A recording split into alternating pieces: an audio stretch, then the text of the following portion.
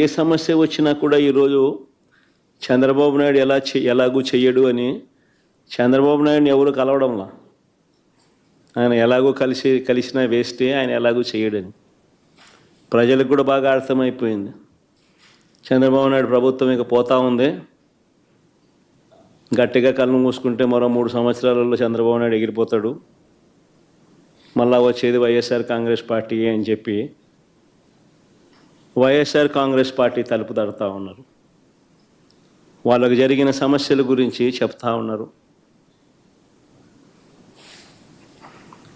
ఇది చంద్రబాబు నాయుడు తట్టుకోలేకపోతా ఉన్నాడు. తట్టుకోలేకపోతా ఉన్నాడు కాబట్టి ప్రతిపక్ష పార్టీని అణచివేయాలని చూస్తూ ఉన్నాడు. తద్వారా ప్రజల గొంతును నొక్కేయాలి అని చెప్పి తాపత్రయపడతా ఉన్నాడు. దీనికోసం చంద్రబాబు నాయుడు గారు విచ్చలవిడిగా అధికార దుర్వినియోగానికి పాల్పడుతూ ఉన్నాడు.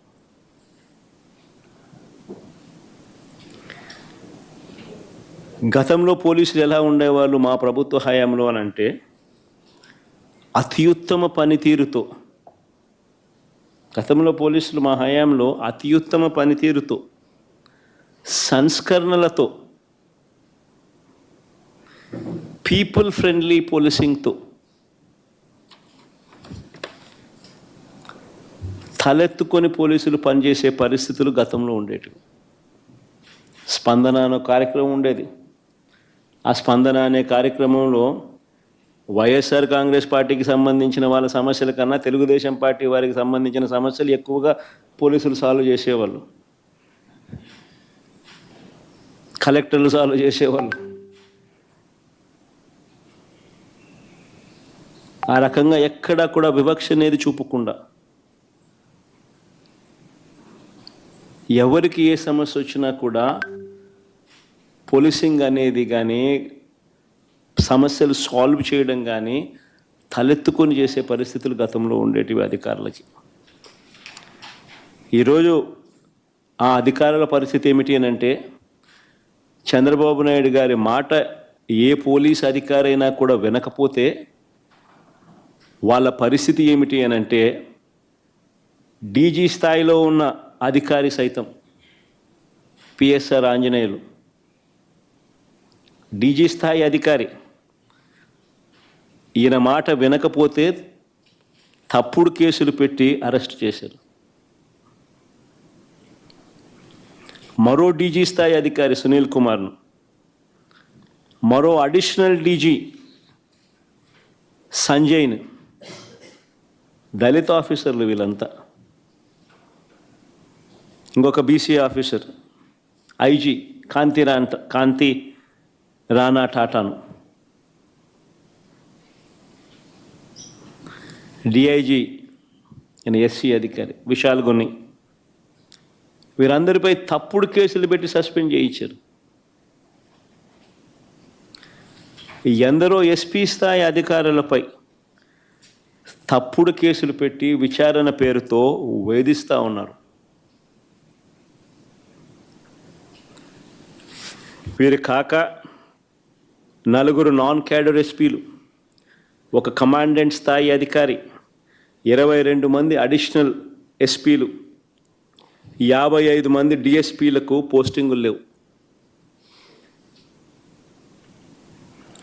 మరో 6 డిఎస్పీలు, 3 అడిషనల్ కమాండెంట్లు, 2 అసిస్టెంట్ కమాండెంట్లు కూడా హెడ్ క్వార్టర్లో రిపోర్టింగ్ చేయిస్తూ ఉన్నారు.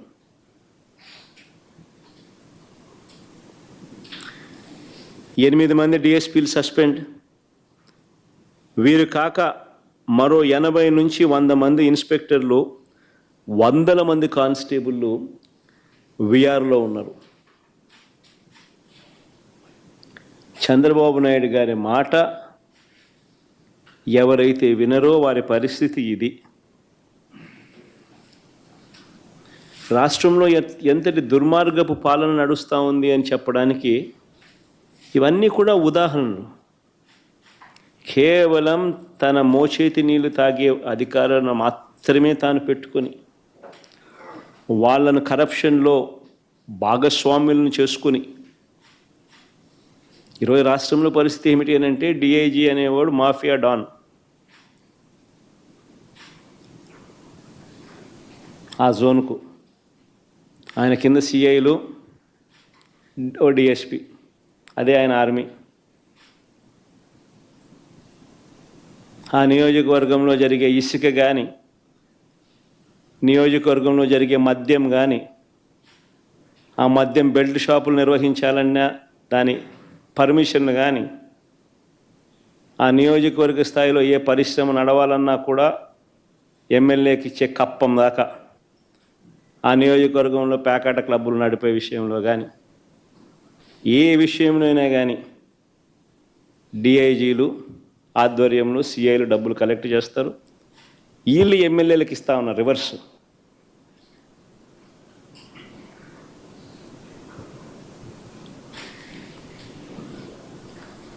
సగం వీళ్ళకి ఇస్తూ ఉన్నారు, సగం పైకి పెద్దబాబుకు చిన్నబాబుకు తీసుకొని పోతూ ఉన్నారు.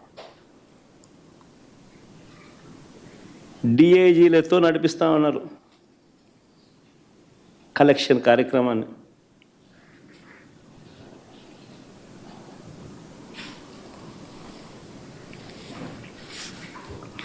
ఇవన్నీ చూసి భరించలేక కొంతమంది ఐపీఎస్ అధికారులు ఈ మధ్యకాలంలోనే చూసాం. Siddharth Kaushal youngster, young IPS officer రాజీనామాలు చేసి వెళ్ళిపోతున్నారు వీఆర్ఎస్లు తీసుకొని. ఎందుకంటే ఆయన ఢిల్లీకి పోవడానికి రిలీవ్ చేయడు, ఎన్ఓసి ఇవ్వడు. సో ఇక్కడే ఉండి ఈయనతో వేధింపులు ఎందుకు అని చెప్పి ఏకంగా రాజీనామాలు చేసి వెళ్ళిపోతున్నారు వీఆర్ఎస్లు తీసుకుని.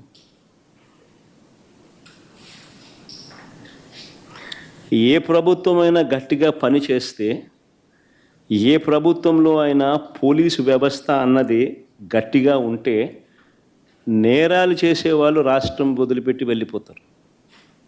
కానీ ఇక్కడ మాత్రం మన రాష్ట్రంలో పోలీసులు రాష్ట్రాన్ని వదిలిపెట్టి వెళ్ళిపోతున్నారు మంచి ఆఫీసర్లు.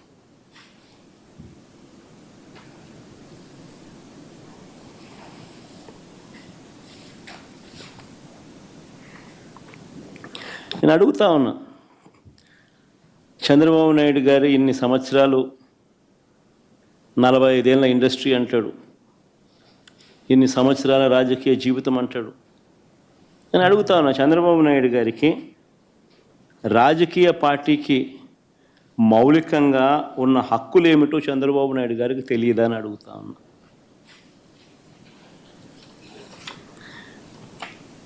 మరి పెద్ద మనిషి ఇన్నాళ్ళు రాజకీయాలు ఎలా చేశాడని అడుగుతా ఉన్నా.